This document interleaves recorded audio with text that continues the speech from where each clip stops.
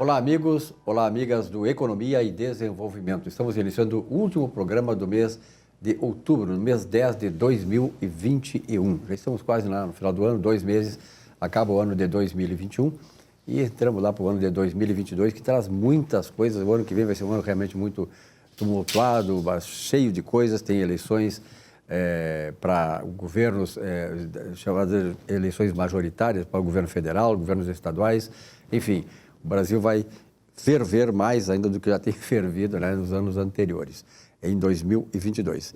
Desejando, claro, para vocês uma boa semana de trabalho e hoje vamos, nosso Economia e Desenvolvimento, fazer aquilo que temos feito nos últimos anos, ou seja, começar com o momento empresarial. E nesse momento empresarial, Jader Bruno Cavalheiro. Obrigado pela tua presença, Jader.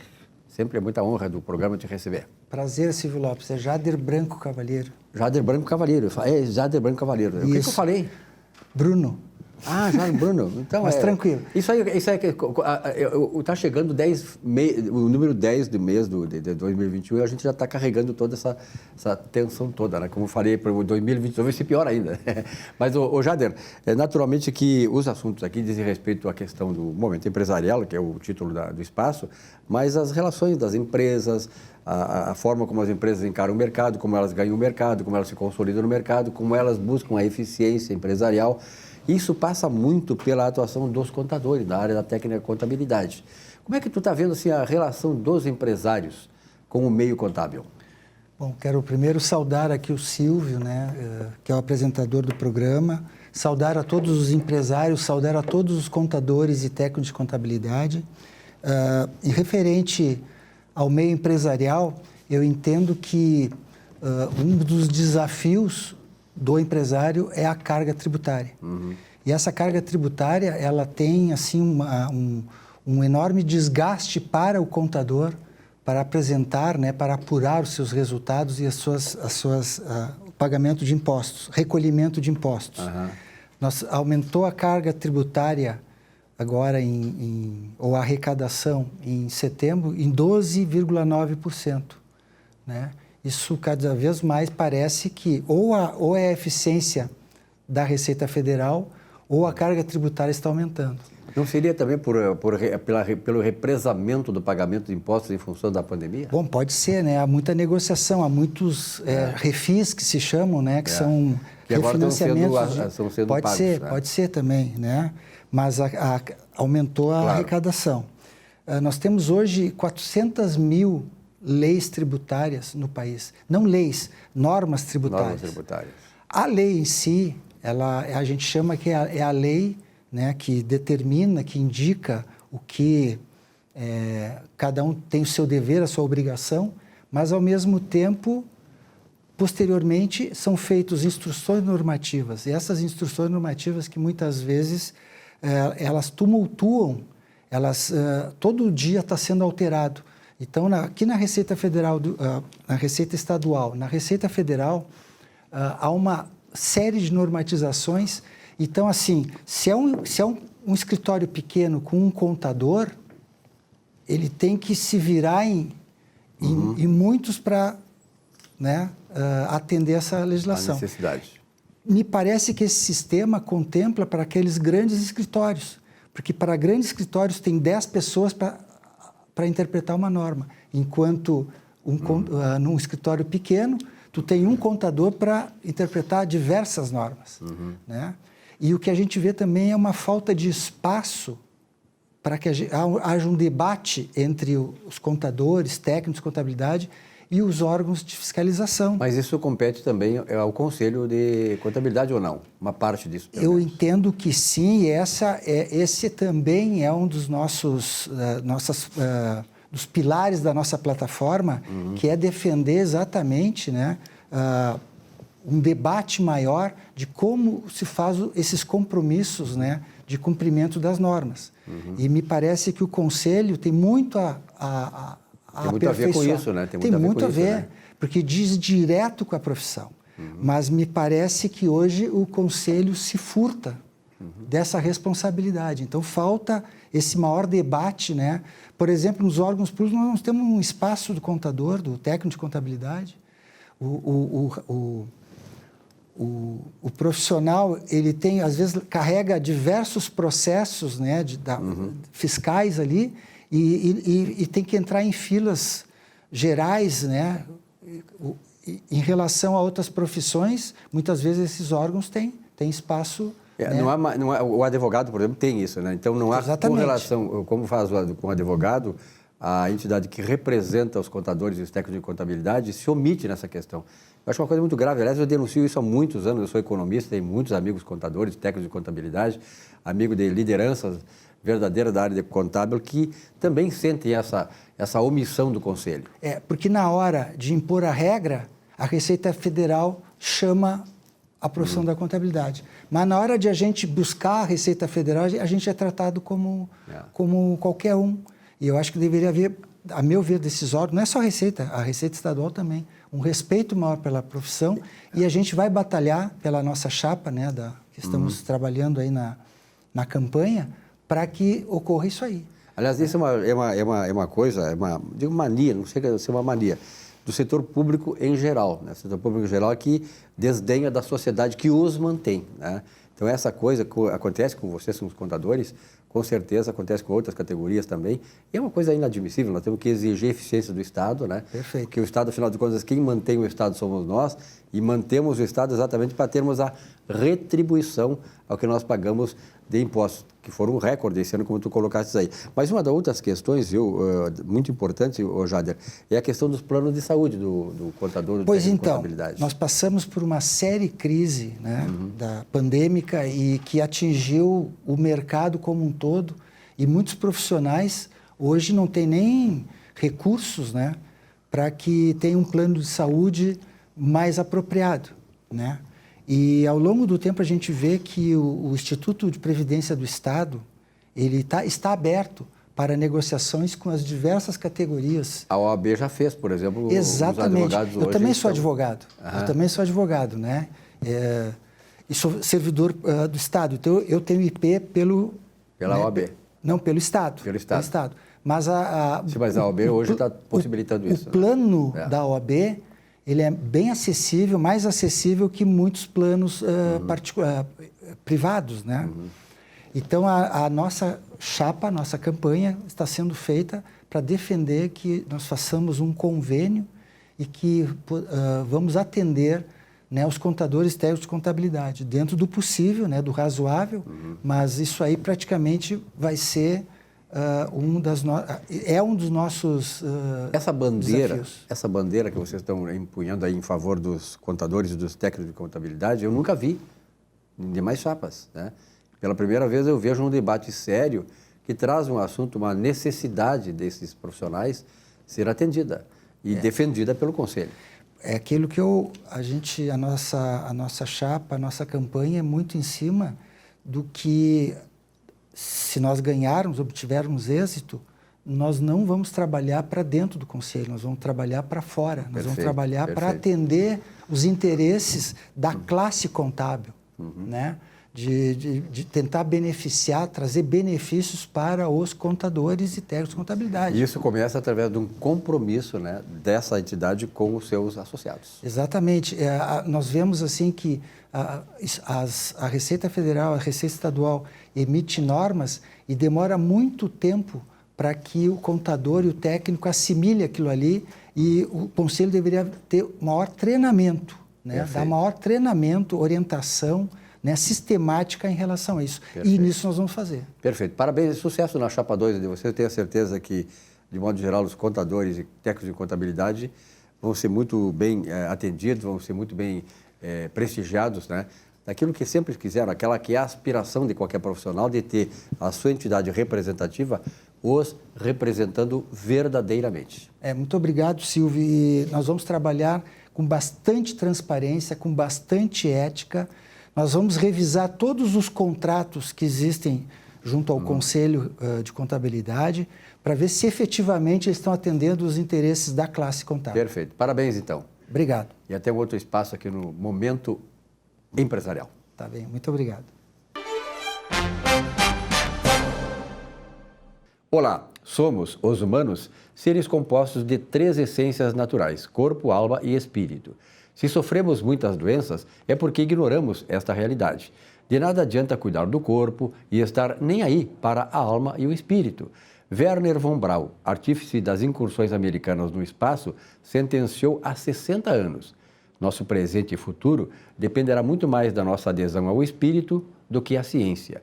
Verdade, voltar-se ao Criador nos dá garantias de boa e abençoada vida, mas tem um custo que o cristianismo ensina, mas poucos abraçam.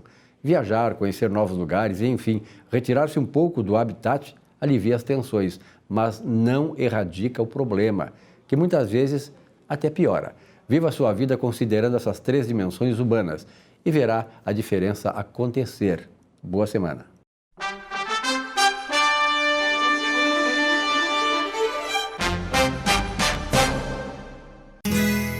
Ser gaúcho é preservar as tradições, é valorizar a educação e acreditar que um futuro melhor nasce nas páginas de um livro. É nossa tradição trabalhar duro. Temos orgulho do suor que escorre do rosto. Ele reconforta a alma e sedimenta uma vida digna. É nossa tradição valorizar o passado para desenvolver o futuro. CMPC Celulose Rio Grandense. Desenvolvimento é a nossa tradição.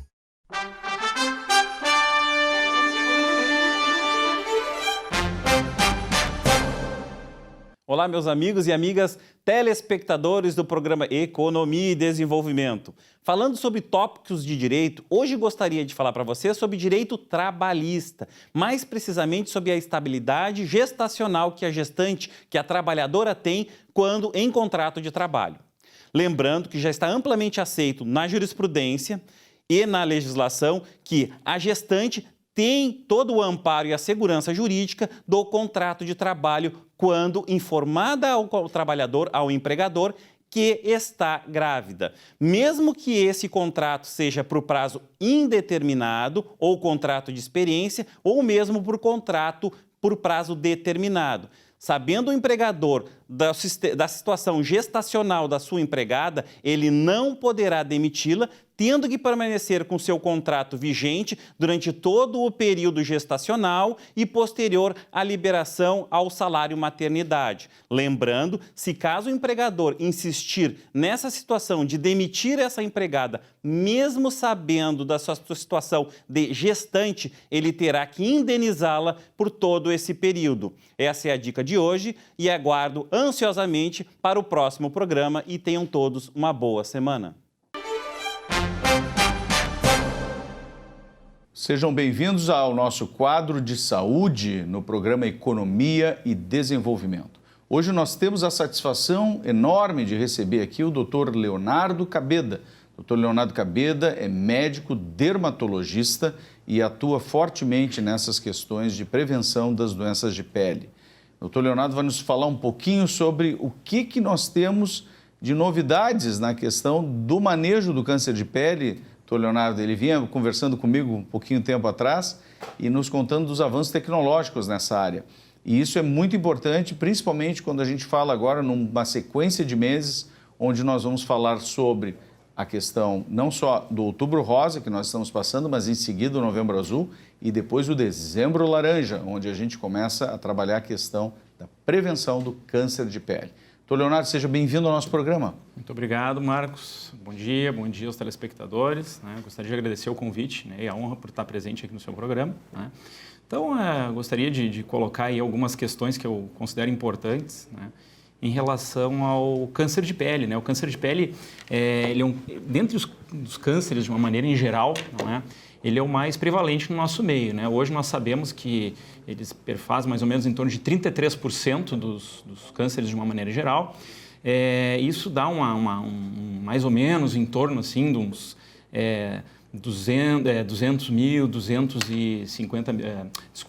185 mil casos novos ao ano. Um volume grande. Então, a gente percebe que isso aí é praticamente um problema de saúde pública, O câncer de pele, ele ainda é o mais incidente, estando à frente ainda do câncer de colo de útero, do câncer de mama, E, por outro lado, assim, ele é um tipo de câncer que ele é muito fácil o diagnóstico, E ele como nós sabemos, né, como em qualquer tipo de câncer, a precocidade, né, do diagnóstico, né, ele vai nos ditar o prognóstico, ou seja, assim, as possibilidades de cura, não é? Por isso, a pele ser um órgão muito acessível ali, né, a olho nu, nós já conseguimos, né, fazer o diagnóstico correto e instituir medidas de tratamento precoces. Mas para chegar até esse diagnóstico, precisa que o paciente chegue até o médico, né, doutor Leonardo? Com certeza. E dentro dessa questão que a gente ainda vive, né, que é a questão da pandemia, doutor Leonardo, o senhor chegou a verificar, assim, também um certo represamento do volume de pacientes que usualmente lhe procuravam, né, para esse acompanhamento ou encaminhado pelos colegas? A gente observou isso muito na questão do represamento do diagnóstico precoce do câncer de mama e do câncer de próstata, que são 2 tumores muito importantes. Mas, claro, os tumores de pele ainda são os grandes campeões de incidência no nosso país e no mundo. E aí eu lhe pergunto, o senhor chegou a verificar esse represamento, doutor Leonardo? Sim, os pacientes, de uma maneira geral, eles procuraram evitar a idas aos nossos consultórios, não é? Às vezes o paciente costuma subestimar também as suas lesões de pele. Eles olham, isso é só um sinalzinho, é uma feridinha. Ficam colocando, às vezes, alguma pomada por conta própria. Olha, esse sinal aqui eu sempre tive, mas ele aumentou um pouco, mas vamos aguardar. Então, esse é o outro lado do problema, né? Muitas vezes o paciente ele fica aguardando, fica postergando, fica procrastinando ali a ida ao médico, né? E aí, quando vai, é tarde, não é? Em épocas de pandemia agora, viu, Marcos? Realmente nós observamos essa diminuição, porque realmente, né, como tu bem colocaste, né, os pacientes eles procuraram evitar o ambiente tanto em consultório quanto em hospitais, não é? Então, muitas vezes até nós fazíamos o diagnóstico em consultório, mas o paciente ficava com medo, às vezes, de ir ao hospital, fazer um procedimento diagnóstico, fazer um procedimento cirúrgico, né, tendo em vista a questão da pandemia, tá? Então, com certeza também nós observamos esse aumento aí da incidência, isso nós estamos vendo agora, porque agora os pacientes realmente estão nos procurando, né? E a gente tem visto uma demanda maior nesse sentido. A gente fica com uma preocupação especial, doutor Leonardo, pelo fato dos dados do INCA, né, Instituto Nacional do Câncer, indicarem já desde o início da pandemia que em torno de 1.000 pacientes por dia deixaram de receber o diagnóstico precoce de tumores no Brasil. Isso, ao longo de pelo menos 18 meses da pandemia, se traduz em mais de 540 mil pessoas que deixaram de ter o diagnóstico inicial, precoce da doença, e vão acabar tendo esse diagnóstico de forma tardia. E nesse sentido, doutor Leonardo, eu lhe pergunto, na questão do câncer de pele, né, as pessoas ficam muito atemorizadas, né, com a questão de risco de malformações, deformações, né, do tratamento. Como tem sido essa abordagem, na verdade, da dermatologia e de todos os profissionais que tratam a questão do câncer de pele para minimizar essas sequelas, doutor Leonardo? Sim. Como eu falei, né, mas o diagnóstico precoce é tudo, né? Porque a gente fazendo esse diagnóstico mais cedo, nós vamos abordar a lesão com menor tamanho, então as cirurgias, elas se tornam, o tratamento cirúrgico, na verdade, ele se torna realmente menos mutilante, né? E assim, quanto mais tempo passa, né, mais essa lesão ela vai crescer, né? Alguns tumores, como por exemplo o carcinoma basocelular, ele tem um crescimento lento, mas é insidioso, não é? Mas ele vai crescer, né? Então, o que hoje nós podemos remover cirurgicamente com uma pequena incisão, às vezes o paciente deixa ali a lesão crescer por 2, 3, 4 anos e se torna maior, principalmente em áreas, né, onde realmente isso aí fica muito evidente, como por exemplo a face dos pacientes, né?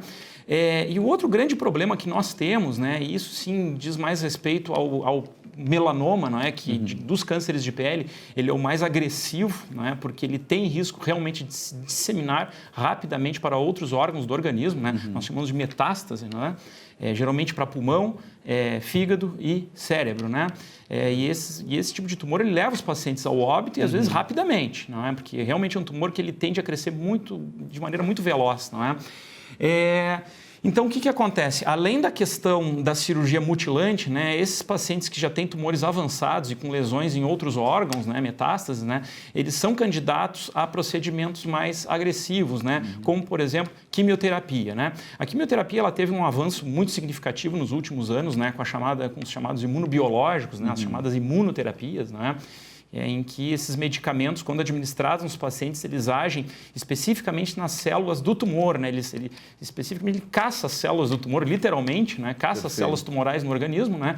Fazendo esse bloqueio. Então, realmente os pacientes eles têm tido mesmo os pacientes com mau prognóstico no passado, eles têm tido uma sobrevida muito boa, né? Pelo uso desses medicamentos. Agora sim, o impacto, né, na saúde pública e até mesmo na saúde privada, ele é muito grande, porque esses medicamentos, eles têm um custo muito elevado, porque a produção deles depende de uma tecnologia muito avançada. Então, realmente, para que a gente evite expor o paciente a chegar nessa modalidade de tratamento e com pesados custos, aí, tanto aos convênios quanto ao Sistema Único de Saúde, com certeza o diagnóstico precoce ele ainda é o melhor, não é? Tanto para o sistema quanto para o paciente. Ou seja, realmente o diagnóstico precoce, doutor Leonardo, dá vantagem para o paciente não só de ter menos risco de grandes mutilações, mas da mesma forma não precisar eventualmente chegar até os tratamentos mais agressivos também, né, quimioterápicos e tudo mais. Doutor Leonardo, a gente vinha conversando também um pouco mais sobre, nesse momento agora do Outubro Rosa e do Novembro Azul, onde se levanta a questão do câncer de mama e do câncer de próstata, muitos pacientes, de fato, estão tendo o diagnóstico retardado e acabam chegando em fases mais avançadas dessas doenças e, por causa disso, acabam tendo que ser submetidos a quimioterapias, radioterapias. O quanto esses tratamentos desses outros cânceres, desses outros tumores, podem, eventualmente, favorecer o desenvolvimento de um tumor de pele? Como é que isso funciona, doutor Leonardo? Perfeito. Muito boa a tua pergunta, Marcos. Assim, em relação à radioterapia, não é? No momento se faz uma ressecção, vamos dar um exemplo, um tumor de mama e vai se irradiar aquele quadrante da mama, ou enfim, a mama, né? A radioterapia por si só, ela já é um procedimento agressivo para a pele, né? Existe um tipo de lesão, né, que pode ser provocada pela radioterapia no local da aplicação, né, que se chama radiodermite. Né? É como se fosse uma queimadura da pele. Né? E nós sabemos que a radiação ela tem essa capacidade mutagênica, né, sobre as células da pele, ela vai modificar as células da pele. Então, muitas vezes essas lesões de radiodermite, né, elas podem sim funcionar como um fator predisponente para o desenvolvimento do câncer de pele naquela área irradiada. Né? Principalmente o chamado carcinoma epidermoide, que também é um carcinoma não tão agressivo, um tumor não tão agressivo quanto o melanoma, não é? Mas também tem potencial de se espalhar pelo organismo. Não é? Em relação aos tratamentos quimioterápicos para diversos tumores, seja de próstata, mama, rim, enfim, pulmão, não é? Os quimioterápicos, de uma maneira geral, o que eles podem determinar no nosso organismo? Um fenômeno que nós chamamos de imunossupressão, ou seja, pode reduzir as defesas do organismo, não é? E essas defesas elas não são apenas contra agentes infecciosos. Nós sabemos que o nosso sistema imunológico ele repara constantemente aquelas células que, digamos assim, são originadas de maneira errônea, não é? E a reprodução dessas células com código genético alterado é que vai gerar os diversos tumores. E no câncer de pele não é diferente. Então, no momento que a gente tem um quimioterápico agindo sistemicamente, né, no nosso organismo, nós geramos uma imunossupressão a esses pacientes, né, que estão candidatos à quimioterapia, estão fazendo quimioterapia, e a partir daí nós temos sim observado, existem trabalhos publicados, não é, em literatura médica internacional, que mostram um aumento da incidência dos cânceres de pele, sobretudo o carcinoma epidermoide, não é, em pacientes submetidos a tratamentos quimioterápicos imunossupressivos. Né? É o caso dos transplantados também. Os pacientes transplantados eles fazem muito carcinoma epidermoide pelo uso da medicação imunossupressora. Ou seja, é tão importante a gente trabalhar muito com a detecção precoce de todos os tumores, porque inclusive outros tumores que nada tem a ver num primeiro momento com pele, se forem diagnosticados de forma tardia, os tratamentos complementares com quimioterapia e radioterapia podem propiciar o surgimento de lesões tumorais de pele, né, doutor Leonardo? Muito importante isso. Doutor Leonardo, a pergunta, nós estamos nos encaminhando para o final do nosso programa, tem sido maravilhosa a nossa conversa, maravilhoso o nosso encontro, mas a pergunta que não quer calar, que todo o público sempre faz, né, em relação à questão de pele e de exposição ao sol. Afinal, preciso tomar sol para fazer a vitamina D, a conversão da vitamina D. Qual é o melhor horário, doutor Leonardo, para isso, em termos não só de receber essa melhor conversão da vitamina D, mas ao mesmo tempo prevenir às doenças de pele? Bom, isso é uma polêmica que, inclusive, a própria indústria mesmo lançou no mercado, né? A indústria de protetores solares, né? O uso do protetor solar, ele prejudica a síntese da vitamina D na pele. Nós sabemos a vitamina D, na verdade, a principal fonte de síntese realmente é pela pele, através da exposição solar, né? Como aqui no Rio Grande do Sul, né, a gente é um estado que também o pessoal não pega muito sol, a gente não tem muitas horas de sol ao longo do ano, o pessoal acaba fazendo reposição via oral. Mas, enfim, o principal realmente é a exposição ao sol. Eu sempre digo, né, o sol ele tem que ser tomado de uma maneira racional, não é? Então, em relação a horário de exposição, né, a gente sempre orienta os pacientes, né, de maneira, como eu falei, racional, não é? Evitar aquele horário em que a incidência da radiação ultravioleta, né, que é a principal causadora do câncer de pele, né? Então, evitar aquele horário. Exposição direta, como eu digo, né, das 10 às 16 horas. Perfeito. Não é? No horário de verão antigo era das 11 às 17, né? Então, esse horário, não que a pessoa não possa ir à praia, né, e até o horário que a gente vê, na verdade, o pessoal frequentando mais praia, piscina, pode ir, mas assim, tomando aquelas medidas que são importantes. Com o uso do seu protetor solar, no mínimo fator de proteção solar número 30. Utilização de óculos com lentes com proteção ultravioleta, porque nós sabemos que a radiação solar, além do câncer de pele, nós temos a questão da catarata precoce, né? Pode a opacidade cristalina ali, não é? Uso de bonés. Hoje em dia nós temos, inclusive, roupas, né, com proteção UV, não é? As chamadas UV-Line, né? Então, essas roupas, elas realmente conferem um certo grau de proteção, mas não isentam do uso do fotoprotetor, tá? Do protetor solar, fator 30. Com tudo isso que o senhor falou, ficando embaixo do guarda-sol, naquele horário do pico do sol, isso realmente dá a proteção necessária? Dá uma necessária? protege. Perfeito. Aí nós temos a questão, como tu bem abordaste, né, Marcos? A questão da vitamina D também é importante. Eu sempre digo, pessoal, não vamos virar morcego para dentro da caverna, né? Então é importante. O sol, ele é saudável, a gente precisa dele justamente para essas questões. Tempo mínimo de exposição ao sol para conversar Olha, com vitamina D? se a pessoa pegar ali, 5 minutos de exposição solar, no iniciozinho da manhã, tipo entre 8 e 9 horas ali, até pode ser até um pouco sem o protetor mesmo. Apenas 5 minutos? 5 minutinhos. Depois passar o seu protetor ali 3 vezes por semana ali. E o protetor solar, ele não vai barrar 100% a radiação. Os protetores, a gente sabe, um fator 30 ali, ele vai nos dar um torno assim de 94, 93, 94%. Vai passar sempre alguma coisa que vai ser o suficiente ali, né? Então, o uso do protetor solar, sim, ele deve ser encorajado, ele tem um impacto positivo na prevenção, tanto das lesões precursoras dos cânceres de pele, como do próprio câncer de pele propriamente dito. Né? Então, acho que tem que usar, e como eu digo, sempre sol na medida certa, tomado de maneira racional, tá? E responsável. Doutor Leonardo, foi uma satisfação enorme lhe receber aqui no nosso programa. Agradecemos a sua audiência e vamos até o nosso próximo encontro.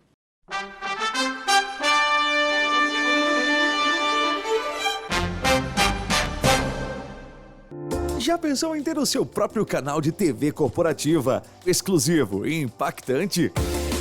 Somos a solução para empresas que desejam modernizar seus processos de comunicação.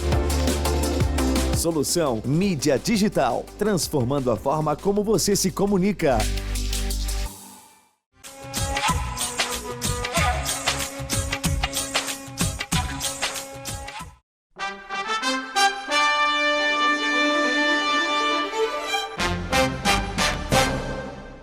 Essa semana marca pelo feriado de finados. Tradicionalmente, é o dia que lembramos dos nossos antepassados que já se foram.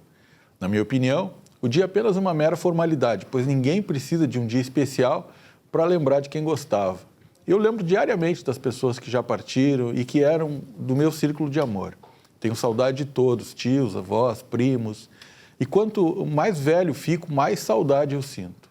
A velha pergunta: quanto pagaríamos para ter uns 10 minutos junto com alguém especial que já se foi? Penso que o finados tem outra conotação. É um dia para lembrar dos vivos, que no ano que vem poderão estar mortos e que hoje sai de graça conviver com ele durante uns 10 minutos, 1 hora, um dia. Então convido a todos, ao invés de irmos visitar matéria morta, vamos à casa dos nossos amados e celebrar a vida. Nossos mortos não estão no cemitério, eles estão dentro de nós, guardados junto com o que temos de melhor. Uma boa semana a todos. Bom, estamos de volta com o nosso Economia e Desenvolvimento desta semana. Para lembrar para você que no próximo mês de novembro, já estamos chegando aí, o programa inédito foi no dia 30, agora já estamos no mês de novembro, mas entre os dias 23 e 24 vamos ter a eleição ao Conselho Regional de Contabilidade do Rio Grande do Sul. Essa é uma entidade, uma instituição extremamente importante. Toda a economia, toda a sociedade precisa do trabalho do contador e do técnico de contabilidade para evoluir. Não há evolução na vida civilizatória se não existe o trabalho desses profissionais. E é por isso que nós abrimos espaço aqui para a Chapa 2, por exemplo, que veio através do Salésio D'Agostinho, que é o líder da Chapa, solicitar esse espaço para mostrar o que ele pretende fazer para que o Conselho Regional de Contabilidade faça aquele papel para o qual ele foi constituído, que é atender às necessidades dos contadores e dos técnicos em contabilidade. O que não está acontecendo, pelo menos, esta é a minha visão como economista e acompanhando sempre o trabalho do Conselho Regional aqui em Porto Alegre e também do Conselho Federal de Contabilidade. Bom, então nós temos hoje aqui a presença do Eduardo Bugalo. Eduardo, muito prazer, obrigado pela tua presença aqui. E da Cátia Oliveira, que vão aqui falar conosco sobre essa questão toda envolvendo aí o Conselho e a eleição dos próximos dias 23 e 24. Eduardo, vamos começar por ti aí. Como é que tu está vendo essa questão, né? Vamos focar um aspecto, que é a questão da educação, do Conselho Regional de Contabilidade. Obrigado, qual é a contribuição dele nessa área de educação? Obrigado, Silvio. Então, dá um oi para todo mundo. Eu sou professor universitário, então eu trabalho já desde 2004, como professor de contabilidade e de administração. E representa o pessoal de São Leopoldo, Grande São Leopoldo. São Leopoldo, moro em São Leopoldo. E a gente, como eu trabalho bastante, eu já fui coordenador de curso de ciências contábeis, enfim, e a gente percebe nesse tempo todo que existe uma dificuldade muito grande no que diz respeito à educação de contabilidade, os cursos superiores de contabilidade, no que diz respeito ao protagonismo do Conselho Federal e do Conselho Regional de Contabilidade no país inteiro, né? Eu vou trazer um dado assim, que para mim é muito alarmante, assim, muito preocupante. O MEC, o Ministério da Educação, ele estabelece as diretrizes curriculares nacionais. O que é isso? É uma legislação do Ministério da Educação que trata o que precisa ter um curso superior de contabilidade para que uma instituição possa se escorar nisso para criar um melhor curso, para que esse curso possa ser direcionado para a comunidade, né, para o mercado.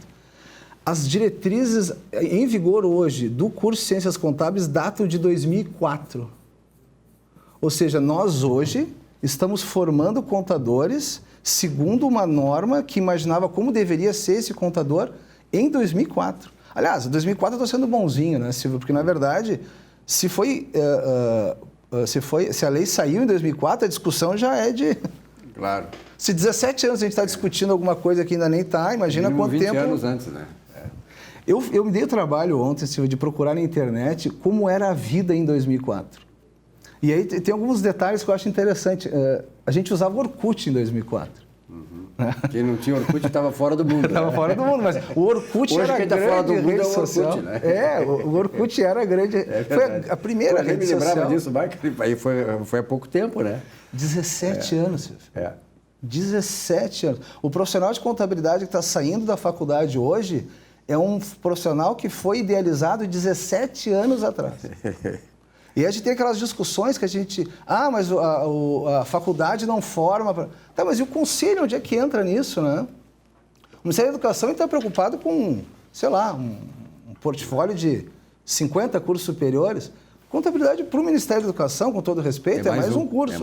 Nós, enquanto protagonistas da área de ciências contábeis, porque esse cara vai estudar 4 anos de contabilidade e depois ele vai para o mercado e nós vamos conviver com ele no mercado por, sei lá, o tempo todo que ele vai trabalhar, 50, 60, 70 anos. Então, de que forma nós, enquanto gestores, como responsáveis por ter um mercado de contadores útil para a sociedade, que a gente possa, de alguma forma, ser visto pela sociedade como, de fato, se protagoniza a nossa profissão, né? Que pressão a gente faz do Ministério da Educação para isso, né? De que forma a gente instiga para que a gente consiga ter uma educação melhor. Então, isso para mim é um fato muito alarmante. Em 2007 foi quando o Steve Jobs, lá nos Estados Unidos, lançou o iPhone, por exemplo. Não existia nem smartphone em 2004. Hoje em dia, eu duvido que alguém que esteja nos assistindo consiga imaginar sair de casa sem pegar seu smartphone. Se o cara sai, ele volta para pegar. Claro que volta. Claro. E já aconteceu de eu estar na BR-116, esqueci meu celular. E voltei. Tem que voltar. Tem que voltar. Imagina hoje um empresário que ele precisa da informação para tomada de decisão na palma da mão, cara. Ele não vai ligar para o contador, para não sei o quê, para saber... Não, eu quero saber aqui no meu celular. Tá certo. Porque esse é um dos aspectos importantes que nós estamos tratando aqui agora com o Eduardo, mas eu gostaria, viu, Eduardo, eu vou conversar um pouquinho com a Kátia, porque em primeiro lugar, eu quero perguntar para ti, Kátia, o seguinte, tu usaste o Orkut ou não? Sim. É? Sim, nós somos do tempo do Orkut, tu era novinha, estava do tempo do Orkut também, né? Sim, sim. E de lá para cá as coisas mudaram muito, né, Kátia? Demais. Kátia, a Kátia é representante aqui também dos pequenos escritórios de contabilidade, que são milhares que existem por aí, e tem um papel fundamental, né?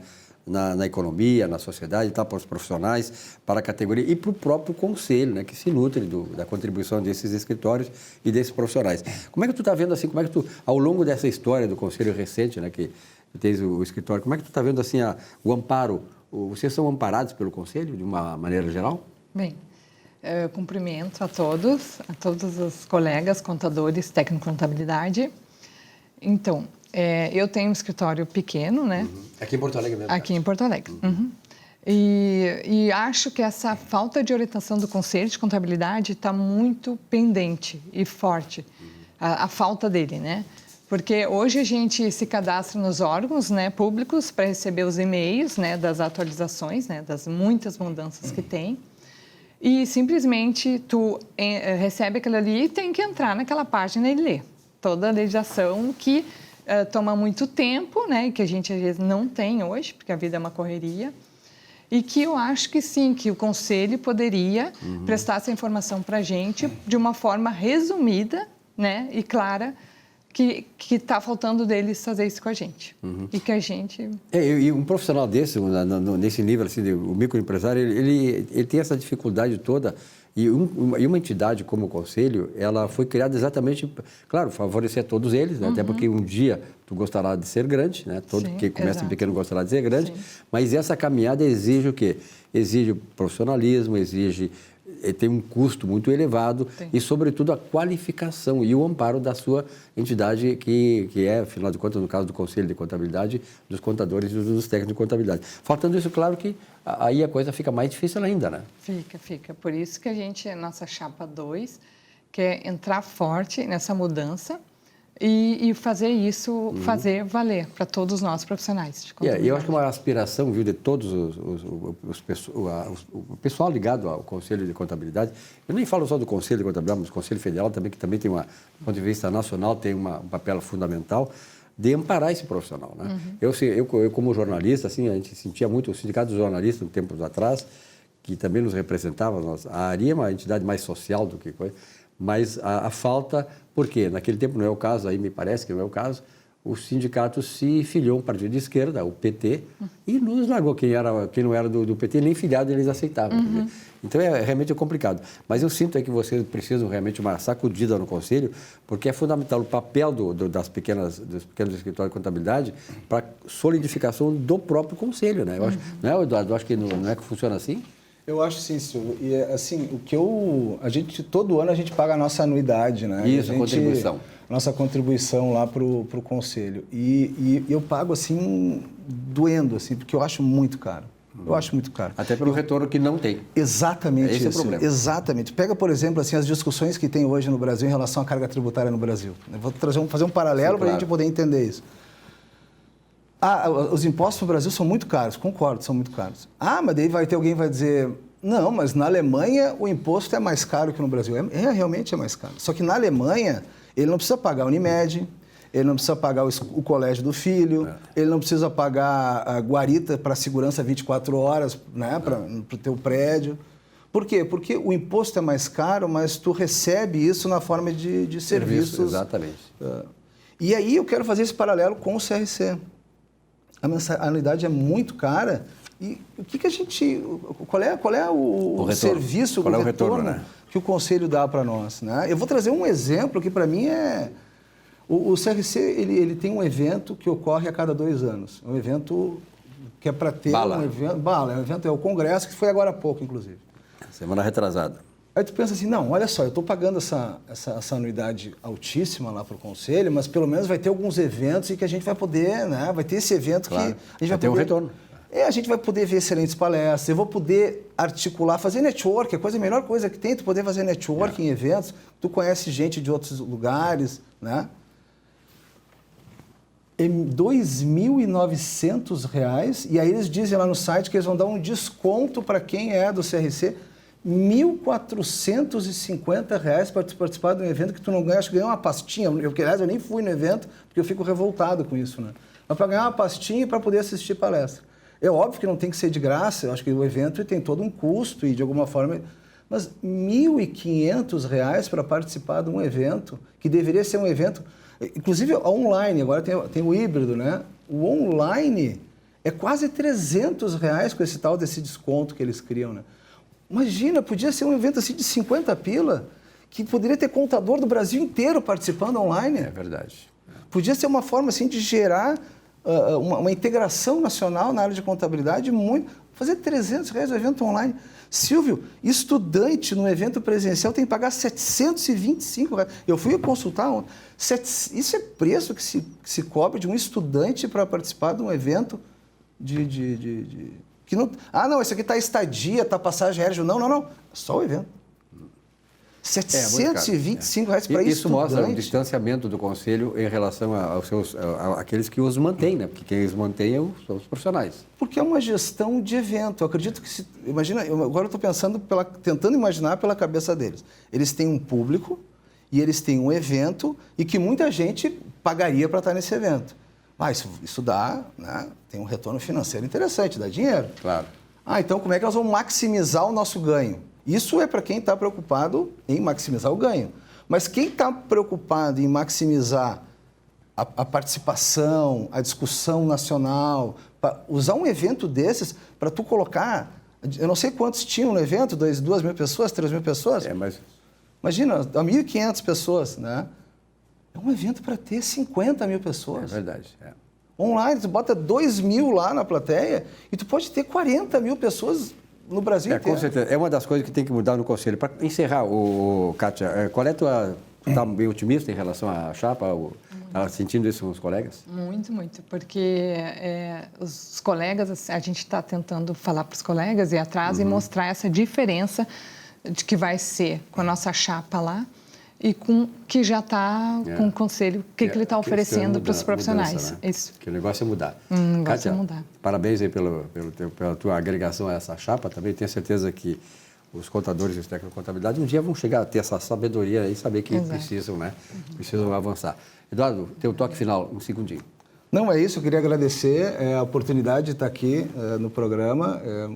É fundamental essas discussões, não só para a contabilidade em si, mas para o meio empresarial como um todo, Silvio. Com certeza. Tu presta um serviço para o Rio Grande do Sul que eu acho que é fundamental para qualificar a gestão, para qualificar as questões empresariais, que eu acho que isso é fundamental. Eu acompanho já discussões sobre recursos humanos, a gente tem discussões interessantes sobre meio jurídico, que eu acho que isso fortalece a economia do Rio Grande do Sul e eu acho que tu está de parabéns. E essa questão do Conselho aqui não é a questão só do Conselho e dos profissionais, do segmento contábil do Rio Grande do Sul. É todo empresariado do Rio Grande do Sul. É todo empresariado e a sociedade, que a sociedade ganha com isso.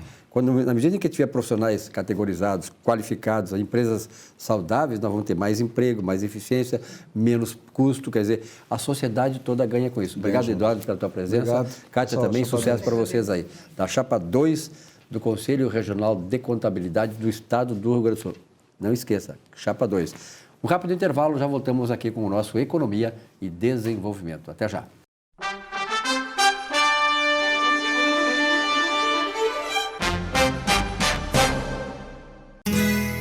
Ser gaúcho é preservar as tradições, é valorizar a educação e acreditar que um futuro melhor nasce nas páginas de um livro. É nossa tradição trabalhar duro. Temos orgulho do suor que escorre do rosto. Ele reconforta a alma e sedimenta uma vida digna. É nossa tradição valorizar o passado para desenvolver o futuro. CMPC Celulose Rio Grandense. Desenvolvimento é a nossa tradição.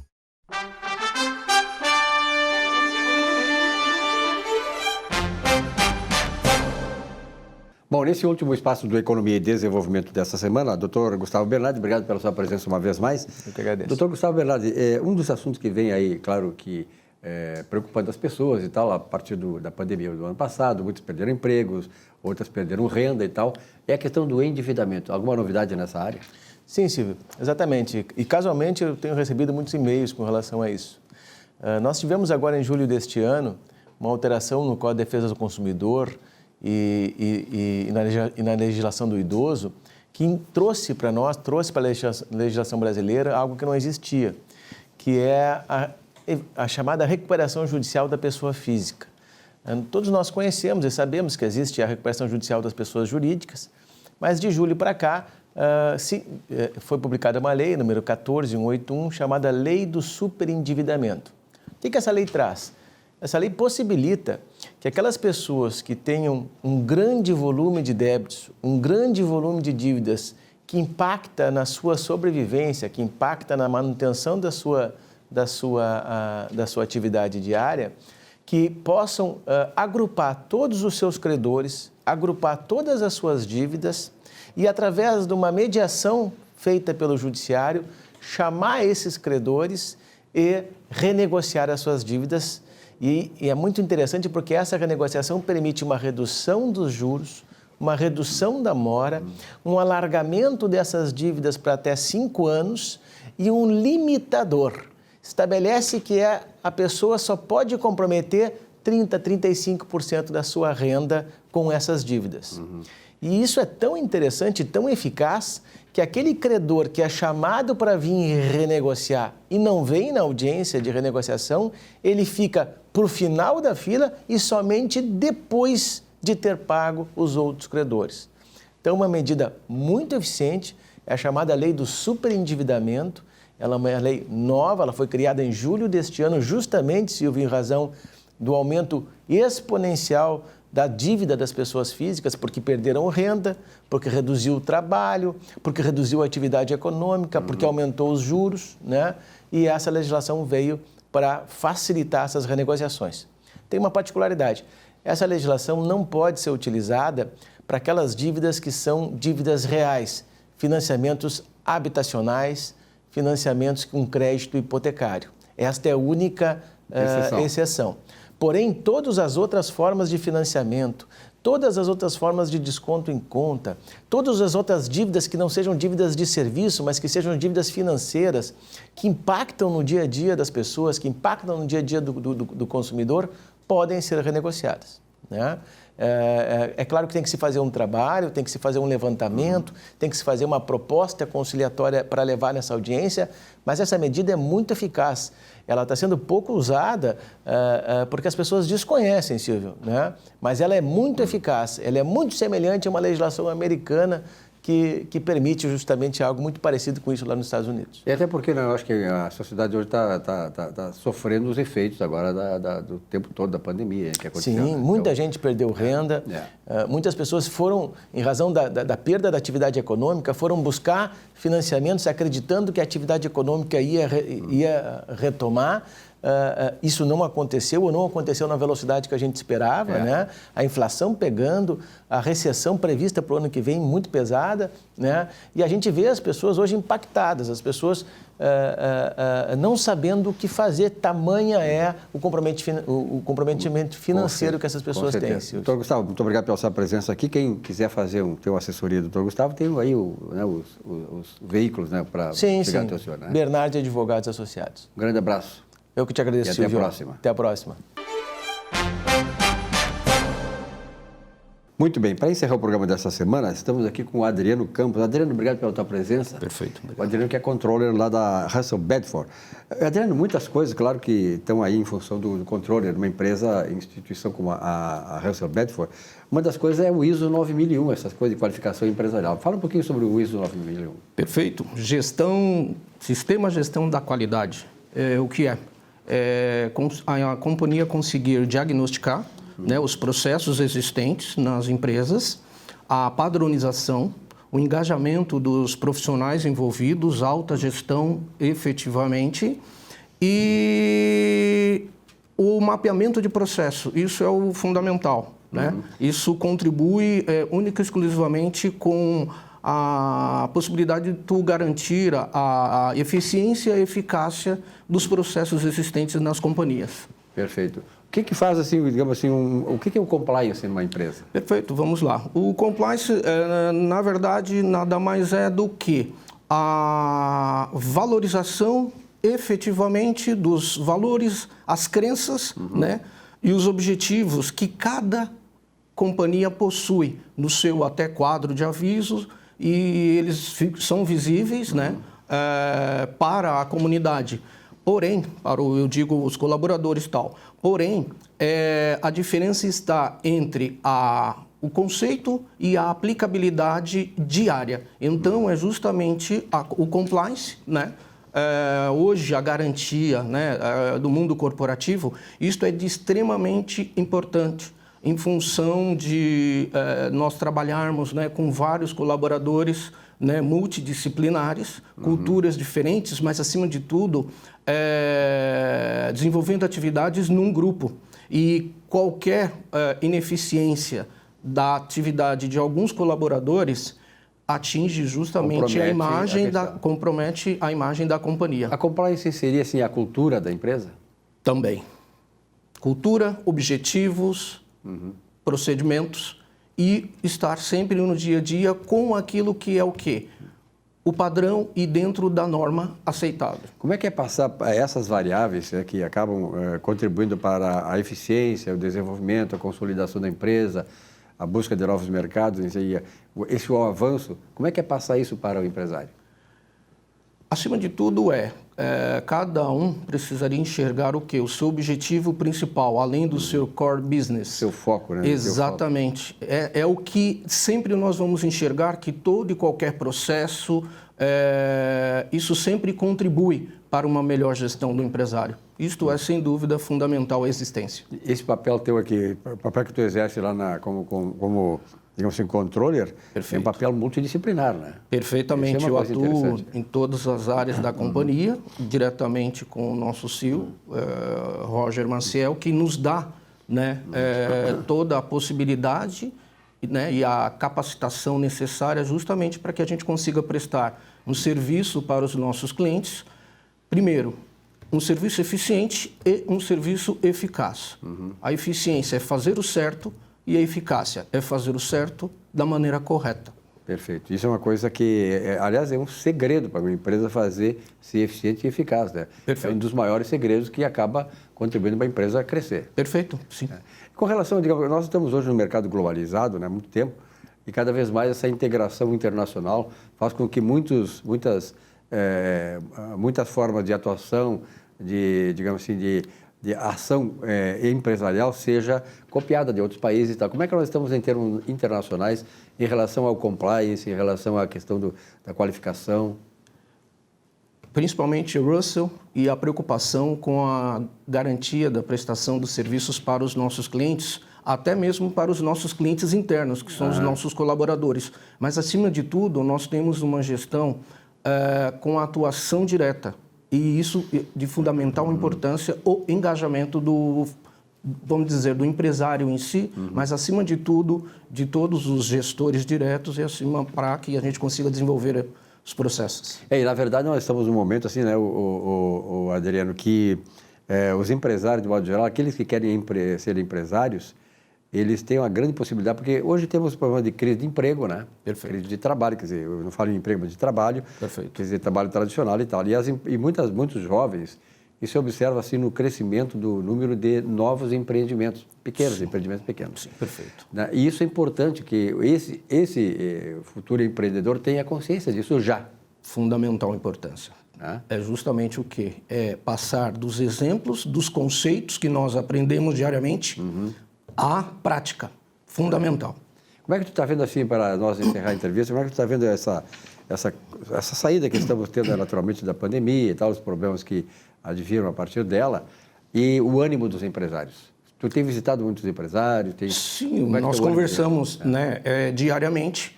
Eu sempre procuro enxergar a parte positiva. Claro. E até agradecendo primeiro a presença no programa, mas me estimula muito, primeiro pela minha formação, economia. E o país é rico. É verdade. Os recursos, né, precisam ser melhor explorados. Isso é de fundamental importância. Com qualidade em quê? Em processos, qualidade na administração. Isso é o de fundamental importância para o país. Perfeito. Me diz uma coisa, como é que foi o teu trabalho durante esse período? Assim, nós estamos vendo que, eu sei que o pessoal da Russell tenha participado aqui, né? Sim, e muitos deles ainda continuam trabalhando online. Híbrido, né? Híbrido, Sim, e tal, perfeito. né? Sim. Enfim, mas hoje como é que está lá o teu trabalho especificamente? É um trabalho muito mais de aproximação, né? De pessoal, né? Perfeitamente. Tanto é que eu sou de São Paulo, né? Porém, como um desafio e até mesmo para a qualidade, né, de atendimento, eu aceitei uma jornada aqui em Porto Alegre. Que beleza.